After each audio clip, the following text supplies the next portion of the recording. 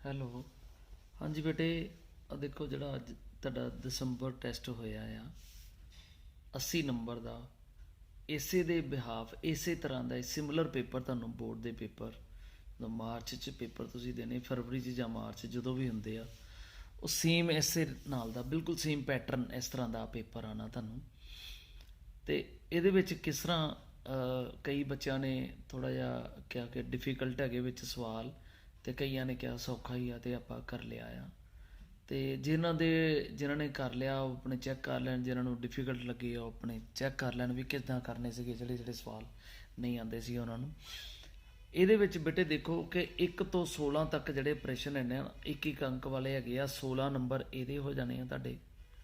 ਅਤੇ ਪ੍ਰਸ਼ਨ 2 ਦੇ ਵਿੱਚ ਸਹੀ ਗਲਤ 8 ਪ੍ਰਸ਼ਨ ਹੈਗੇ ਆ, ਉਹ ਵੀ ਇੱਕ ਇੱਕ ਅੰਕਾਂ ਲਈ ਆ, ਸਿੱਧੇ ਸਿੱਧੇ ਵਨ ਵਰਡ ਆਨਸਰ ਹੈਗੇ ਆ, ਉਹ 8 ਨੰਬਰ ਉਹ ਹੋ ਗਏ। ਖਾਲੀ ਥਾਂ ਭਰੋ, ਉਹਦੇ ਵਿੱਚ ਵੀ 8 ਨੰਬਰ ਖਾਲੀ ਥਾਂ ਭਰਨ ਵਾਲੇ। 16 ਤੇ 8 24, 24 ਤੇ 8 32, 32 ਨੰਬਰ ਦੇ ਤੁਹਾਡੇ ਇਹ ਸਿੱਧੇ ਹੀ ਹੋ ਜਾਂਦੇ। 80 ਦੇ ਵਿੱਚੋਂ 32 ਨੰਬਰ ਤੁਸੀਂ ਬੜੇ ਈਜ਼ੀਲੀ ਲੈ ਸਕਦੇ ਆ। ਛੋਟੇ ਛੋਟੇ ਸਵਾਲ ਆ, ਜ਼ਿਆਦਾ ਲੰਬੇ ਚੌੜੇ ਨਹੀਂ ਆ। ਸਿਰਫ ਤੁਹਾਨੂੰ ਕਨਸੈਪਟ ਕਲੀਅਰ ਹੋਣੇ ਚਾਹੀਦੇ ਚੈਪਟਰ ਦੇ ਵਿੱਚ ਆਂਦਾ ਕੀ ਹੈ, ਇਹਦੇ ਕਿਸ ਤਰ੍ਹਾਂ, ਇਹਦਾ ਮਤਲਬ ਕੀ ਹੈ, ਚੈਪਟਰ ਦਾ ਕੀ ਮਤਲਬ ਹੈ, ਫਾਰਮੂਲੇ ਕੀ ਹੈ, ਉਹਨੂੰ ਕਿਸ ਤਰ੍ਹਾਂ ਯੂਜ਼ ਕਰਨੇ ਆ ਸਵਾਲਾਂ ਦੇ ਵਿੱਚ, ਇਹ ਚੀਜ਼ਾਂ ਦੇ ਡਿਪੈਂਡੈਂਟ ਕੁਐਸਚਨਸ ਆਣੇ ਇੱਦਾਂ ਦੇ। ਹੁਣ ਦੇਖੋ ਇਹਦੇ ਵਿੱਚ ਫਿਰ ਉਸ ਤੋਂ ਬਾਅਦ 4 ਤੋਂ 11 ਤੱਕ 2 ਅੰਕ ਵਾਲੇ ਛੋਟੇ ਛੋਟੇ ਸਵਾਲ ਹੋਣਗੇ। ਜਿਵੇਂ ਕੋਈ ਦੋ ਘਾਤੀ ਸਮੀਕਰਨ ਦਿੱਤੀ ਆ, ਅਤੇ ਉਹਦੇ ਵਿੱਚ ਉਹਦਾ ਡਿਸਕ੍ਰਿਮੀਨੈਂਟ ਕਿਵੇਂ ਫਾਈਂਡ ਆਊਟ ਲੱਭਦੇ ਆ। ਜੇ ਐਕਸ ਅਤੇ ਵਾਈ ਦੇ ਦੋ ਲੀਨੀਅਰ ਇਕੁਏਸ਼ਨਸ ਦਿੱਤੀਆਂ ਆ, ਅਤੇ ਉਹਨਾਂ ਨੂੰ ਐਕਸ ਅਤੇ ਵਾਈ ਦਾ ਵੈਲਿਊ ਪਤਾ ਕਿੱਦਾਂ ਕਰਦੇ ਆ, ਹੱਲ ਕਿਵੇਂ ਕਰਦੇ ਆ ਉਹਨਾਂ ਨੂੰ। ਅਤੇ ਸੀਕੈਂਟ ਥੀਟਾ ਦਾ ਉਲਟਾ ਕਿੰਨਾ ਹੁੰਦਾ ਤਿਕੋਣਮਿਤੀ ਵਾਲੇ ਚੈਪਟਰ ਦੇ ਵਿੱਚ, ਟ੍ਰਿਗਨੋਮੈਟਰੀ 'ਚ।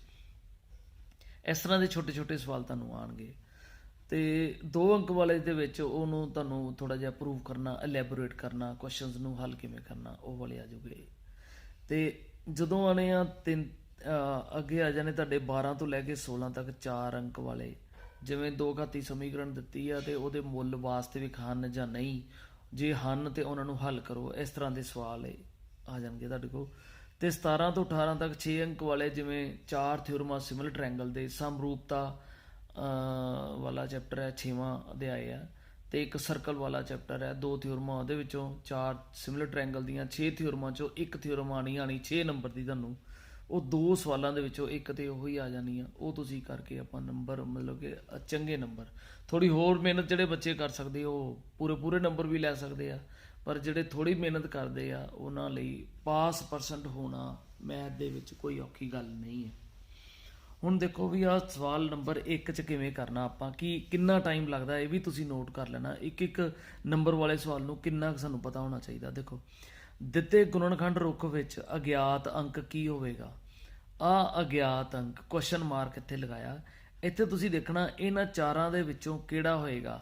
ਉੱਥੇ ਪੇਪਰ ਦੇ ਵਿੱਚ ਕਿੱਦਾਂ ਜਵਾਬ ਦੇਣਾ, ਤੁਸੀਂ ਪਹਿਲਾ ਨੰਬਰ ਪਾ ਕੇ ਕੁਐਸਚਨ ਨੰਬਰ 1 ਪਾ ਕੇ, ਫਿਰ ਉਹਦਾ ਇਸ ਤਰ੍ਹਾਂ ਕਰਕੇ ਪਹਿਲਾ ਪਾਰਟ ਪਾਣਾ, ਫਿਰ ਉਹਦਾ ਜਿਹੜਾ ਆਨਸਰ ਹੋਏਗਾ A ਆ, B ਆ, C ਆ, D ਆ, ਉਹ ਤੁਸੀਂ ਇਸ ਤਰ੍ਹਾਂ ਕਰਕੇ ਪਾ ਦੇਣਾ। ਹੁਣ ਦੇਖੋ ਇਹਦੇ ਵਿੱਚ ਕੀ ਕਰਨਾ, 2 ਦੂਣੀ 4 ਅਤੇ 4 ਇੱਥੇ ਆਪਾਂ ਲਿਖ ਦੇਣਾ। ਜੇ ਪੰਜੂ ਚੌਕਾ, ਹੁਣ 5 ਨੂੰ ਕਿਹਦੇ ਨਾਲ ਗੁਣਾ ਕਰੀਏ ਕਿ ਇੱਥੇ 20 ਆ, ਪੰਜੂ ਚੌਕਾ 20 ਹੁੰਦਾ, 2 ਦੂਣੀ 4 ਇੱਥੇ ਆਉਂਦਾ, ਪੰਜੂ ਚੌਕਾ 20 ਆ ਜਾਂਦਾ। ਇਹਦਾ ਮਤਲਬ ਇੱਥੇ 4 ਆਪਾਂ ਫਿਲ ਕਰ ਦੇਣਾ, ਇੱਥੇ ਟਿਕ ਕਰ ਦੇਣਾ। ਇੱਥੇ ਪਹਿਲੇ ਪਾਰਟ ਦਾ ਆਪਾਂ ਇੱਥੇ ਆਨਸਰ ਸ਼ੀਟ ਦੇ ਵਿੱਚ ਆਪਾਂ ਪਹਿਲੇ ਦਾ D ਇੱਦਾਂ ਕਰਕੇ ਲਿਖ ਦੇਣਾ, ਪਹਿਲੇ ਪਾਰਟ ਦਾ D। ਇਸੇ ਤਰ੍ਹਾਂ ਟਿਕ ਕਰਕੇ ਉਹਦੇ ਆਨਸਰ ਆਪਾਂ ਸੀਕੁਐਂਸ ਦੇ ਵਿੱਚ ਲਿਖ ਦੇਣੇ। ਇਸ ਤਰ੍ਹਾਂ ਲਿਖਣਾ, ਪਹਿਲਾਂ ਫਸਟ ਕੁਐਸਚਨ ਫਸਟ ਪਾਰਟ, ਫਿਰ ਸੈਕਿੰਡ ਪਾਰਟ ਦਾ ਕੀ ਆਨਸਰ ਹੋਏਗਾ ਸਾਡੇ ਕੋਲ। ਆਹ ਬਹੁਪਦ ਦਿੱਤੀ ਆ 2x ਦੀ 2 ਜਮਾ 4x ਜਮਾ 6, ਇਹ ਬਹੁਪਦ ਦਿੱਤੀ ਸਾਡੇ ਕੋਲ। ਇਹਦੇ ਵਿੱਚ ਪੁੱਛਿਆ ਆ ਕਿ ਸਿਫਰਾਂ ਦਾ ਜੋੜਫਲ ਕੀ ਹੈ। ਸਿਫਰਾਂ ਦਾ ਜੋੜਫਲ ਦਾ ਫਾਰਮੂਲਾ ਪਤਾ ਹੋਣਾ ਚਾਹੀਦਾ ਸਿਰਫ। ax ਦੀ 2 ਜਮਾ bx ਜਮਾ c, ਇਹਨੂੰ ਜੇ ਇਹਦੇ ਨਾਲ ਕੰਪੇਅਰ ਕਰੀਏ, a ਦੀ ਕੀਮਤ 2, b ਦੀ 4, c ਦੀ 6 ਆ ਗਈ। ਸਿਰਫ ਤੁਹਾਨੂੰ ਫਾਰਮੂਲਾ ਪਤਾ ਹੋਣਾ ਚਾਹੀਦਾ। ਸਿਫਰਾਂ ਦਾ ਜੋੜਫਲ ਹੁੰਦਾ -b/a, ਉਹਨੂੰ s ਦੇ ਨਾਲ ਦਰਸਾਉਂਦੇ ਆ, ਅਤੇ ਗੁਣਨਫਲ ਹੁੰਦਾ ਉਹਨੂੰ p ਦੇ ਨਾਲ ਦਰਸਾਉਂਦੇ। ਗੁਣਨਫਲ ਦਾ ਫਾਰਮੂਲਾ ਹੁੰਦਾ c/a।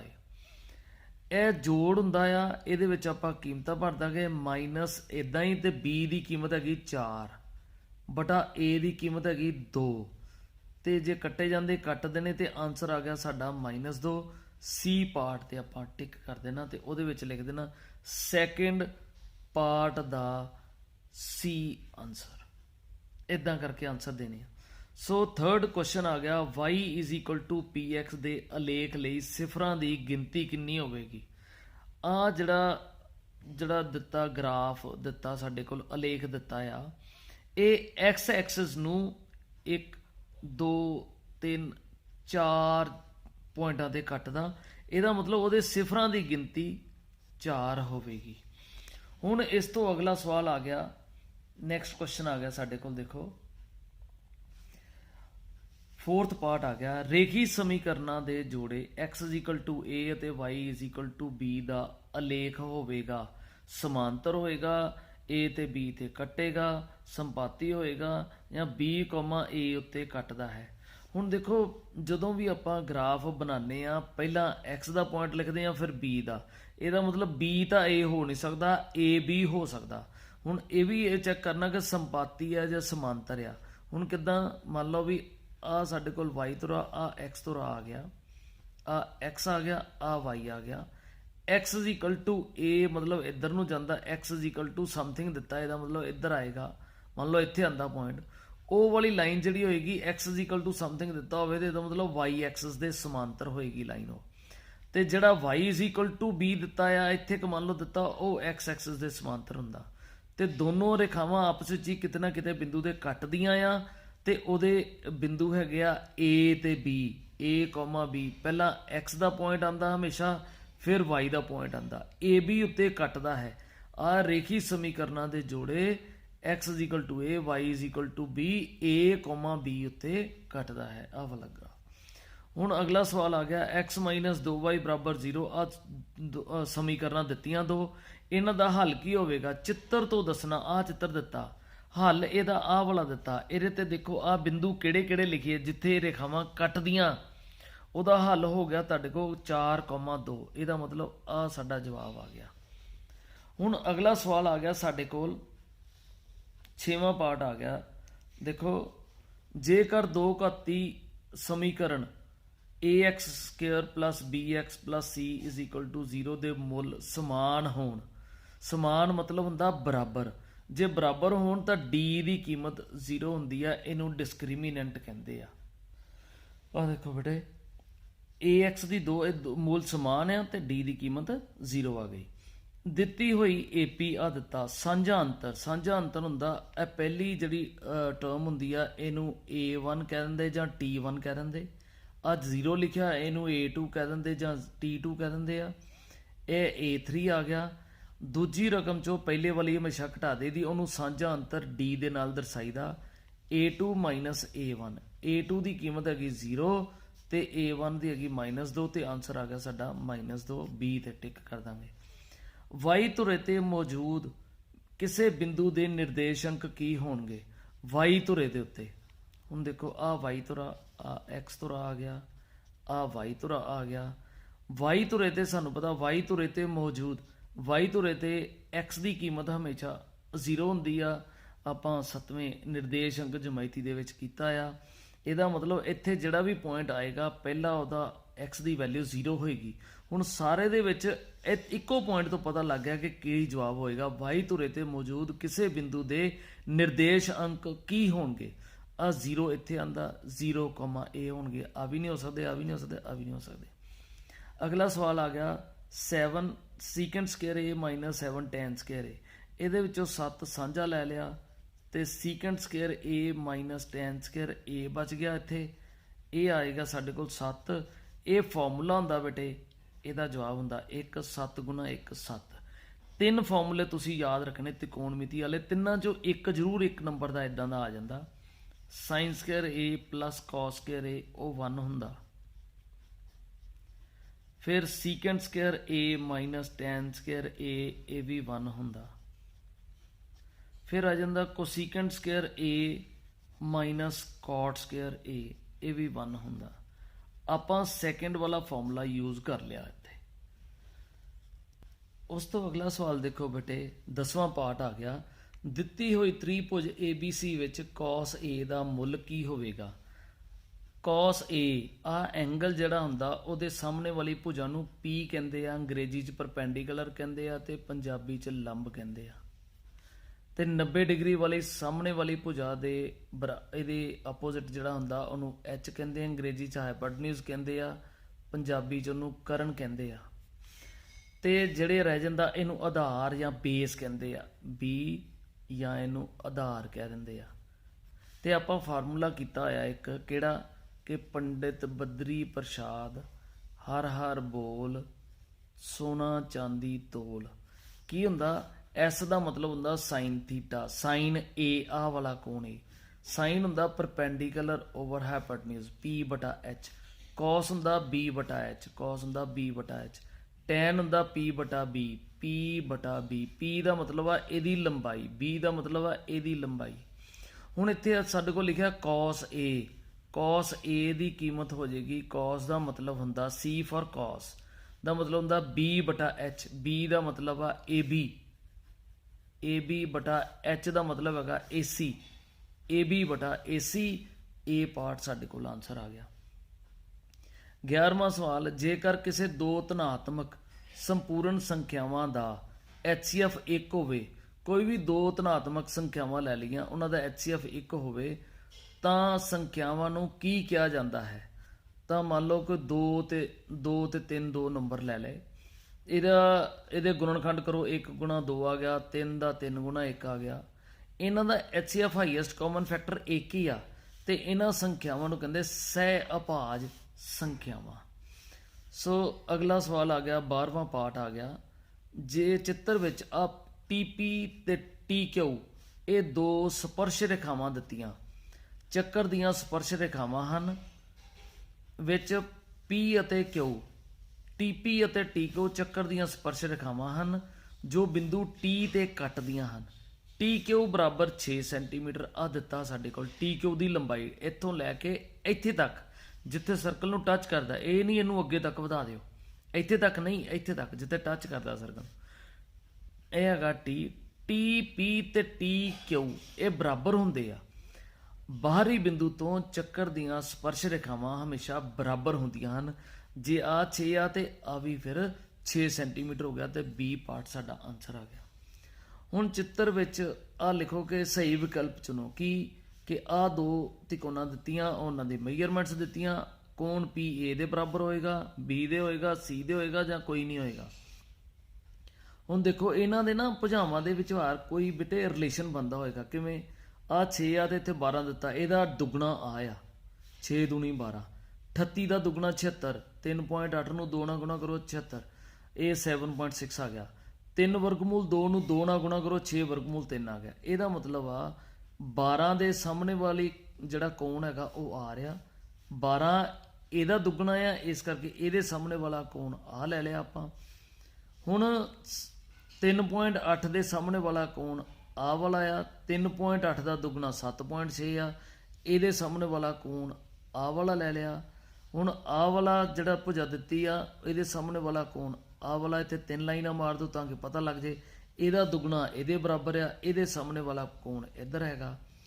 ਹੁਣ ਇੱਥੋਂ ਆਪਾਂ ਇਹ ਪਤਾ ਕਰ ਲੈਣਾ ਕਿ ਕੋਣ P ਤੇ ਕੋਣ C ਬਰਾਬਰ ਆ, ਇੱਥੋਂ ਆਟੋਮੈਟਿਕਲੀ ਆਪੇ ਹੀ ਤੁਹਾਨੂੰ ਪਤਾ ਲੱਗ ਜਾਣਾ ਕਿ ਕਿਹੜਾ ਕੋਣ ਕਿਹਦੇ ਬਰਾਬਰ।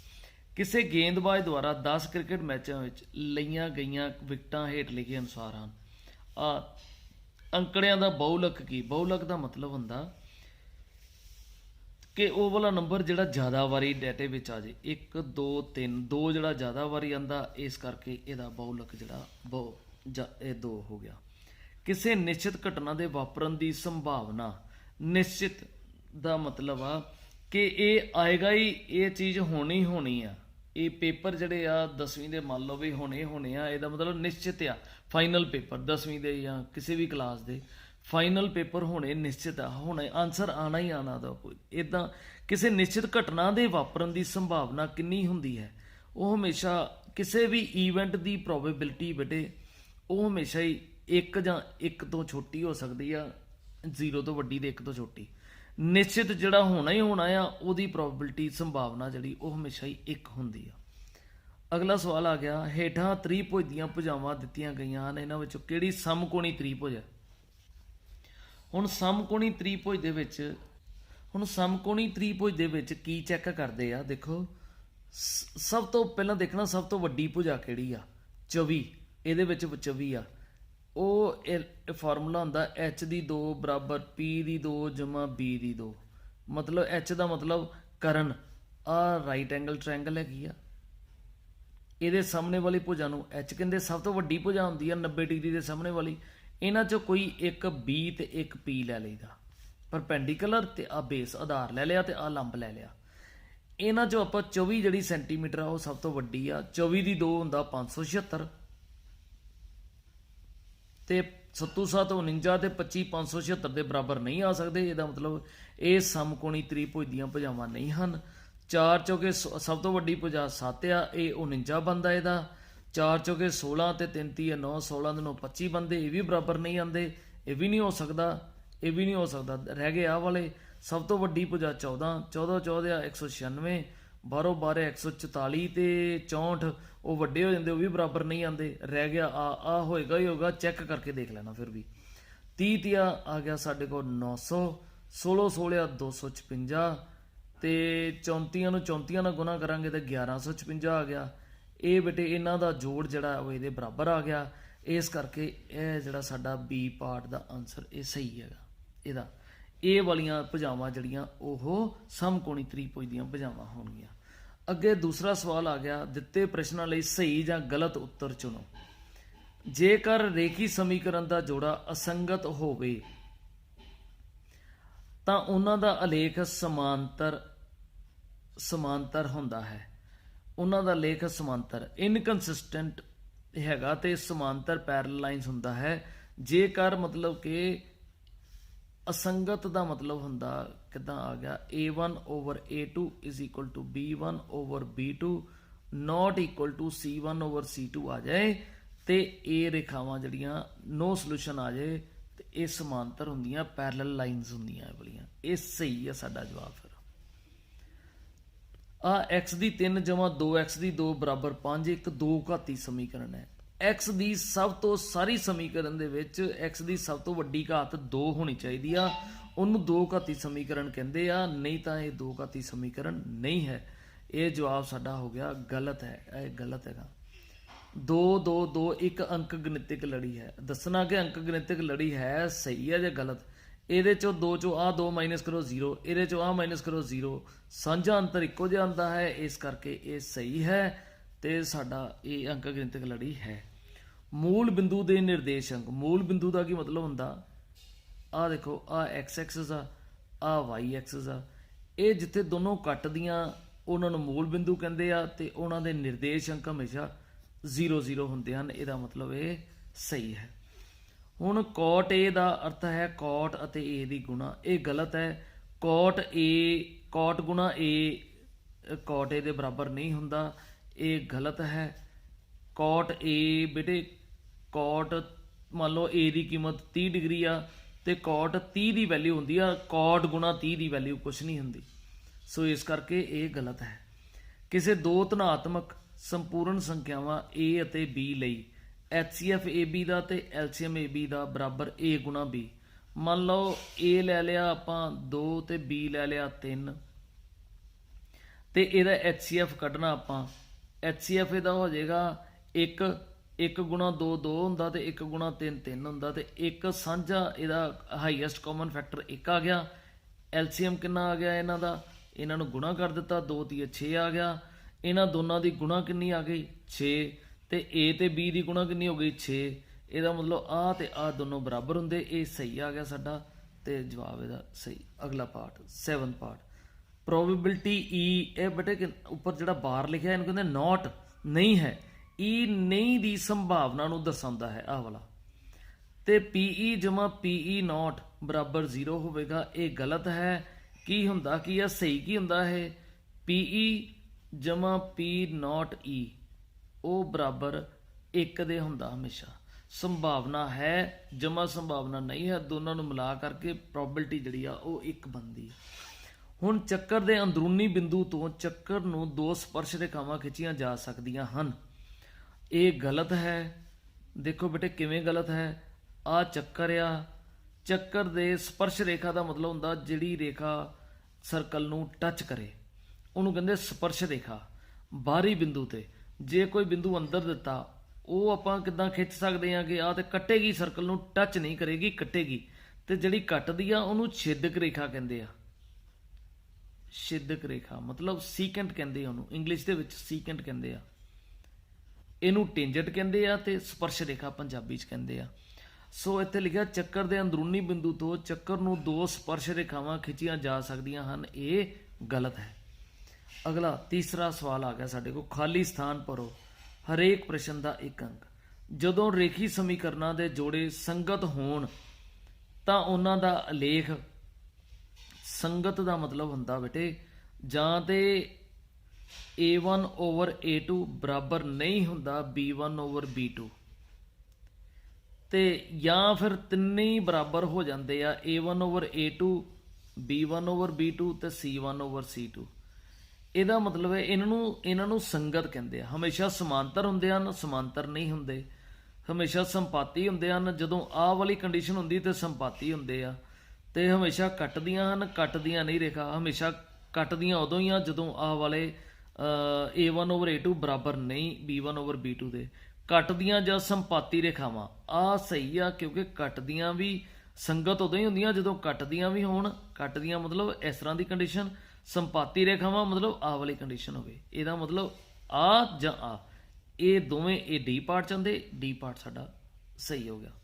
ਸਾਰੇ ਚੱਕਰ ਸਮਰੂਪ ਹੁੰਦੇ ਬੇਟੇ, ਸਾਰੇ ਚੱਕਰ ਸਮਰੂਪ ਸਿਮਿਲਰ ਹੁੰਦੇ ਆ। ਸਰਬੰਗ ਸਮ ਦਾ ਮਤਲਬ ਜਦੋਂ ਉਹਨਾਂ ਦੇ ਰੇਡੀਅਸ ਡਿਫਰੈਂਟ ਹੁੰਦੇ ਆ, ਤੇ ਇਸ ਕਰਕੇ ਇਹ ਹੈਗੇ ਆ ਸਾਰੇ ਚੱਕਰ ਉਹ ਹਮੇਸ਼ਾ ਹੀ ਸਮਰੂਪ ਹੁੰਦੇ ਹਨ। ਬਿੰਦੂ P 2,3 ਦੀ x ਧੁਰੇ ਤੋਂ ਦੂਰੀ, ਬਿੰਦੂ P ਦੀ x ਧੁਰੇ ਤੋਂ ਦੂਰੀ। ਹੁਣ ਦੇਖੋ ਇਹ ਕਿਵੇਂ ਕਰਨਾ ਆਪਾਂ।